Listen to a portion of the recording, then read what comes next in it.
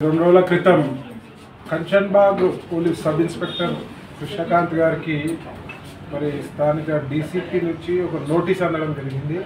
కృష్ణకాంత్ గారు అయ్యప్ప స్వామి మాలధారణలో ఉన్నారు.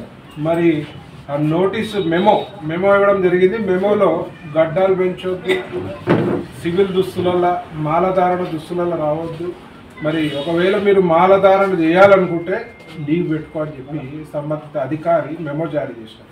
ఎవరన్నా నన్ను మాట్లాడితే అర్థం పడతాం ఉండాలి. ఇది హిందూ దేశము. 40 రోజులు లీవ్ పెట్టుకోమంటే మీరు లీవ్ ఇస్తారా? 40 రోజులు ఒకవేళ ఇచ్చిన పే ఆఫ్ లాస్ ఎవరు కావాలి? అయినా మా దేశం హిందూ దేశంలో ఎన్నో ఏళ్ళ నుంచి వస్తున్న సాంప్రదాయాల్ని మీరు పోలీస్ శాఖలో ఉండి, పోలీస్ శాఖలో కూడా ఏం చేస్తారు? ఖాకీ యూనిఫామ్ వేసుకొని నల్ల రంగు కండువా వేసుకుంటారు. అందులో తప్పు లేదు. చెప్పులు వేసుకో తప్పు లేదు. అదే ముస్లింల పండగ రంజాన్ మాసంలో స్పెషల్ అలవెన్స్లు ఇస్తారు. 4 గంటలకే వదిలేస్తారు.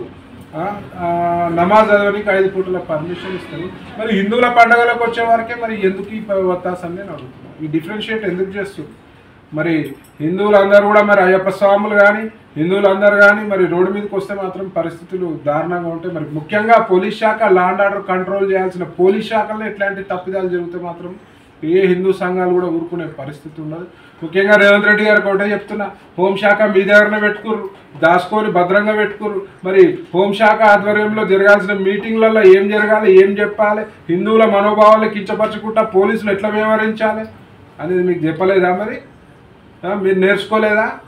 మిమ్మల్ని అడుగుతున్న రేవంత్ రెడ్డి గారు తక్షణము ఒక రివ్యూ మీటింగ్ పెట్టుకొని ఇట్లాంటి చర్యలు పునరావృతం కాకుండా చూసుకోవాలి. అంటే మాత్రం ఆల్రెడీ మీరు చెప్తారు కాంగ్రెస్ అంటే ముస్లింలు, ముస్లింలు అంటే కాంగ్రెస్ అని. ఆల్రెడీ మొత్తం హిందువుల మనోభావాలు దెబ్బతిని ఉన్నాయి. గుళ్ళపై దాడులు జరుగుతున్నాయి, విగ్రహాలు ధ్వంసం చేస్తున్నారు. ఆల్రెడీ మీపై దునియా నెగిటివ్ ఇంపాక్ట్ ఉంది. మరి కొత్త రూల్స్ తెచ్చి మరి పోలీసు వాళ్ళు అయ్యప్ప స్వామి మాలేసుకోవద్దు అనే రూల్స్ తీసుకొస్తే మాత్రం బాగుండదు.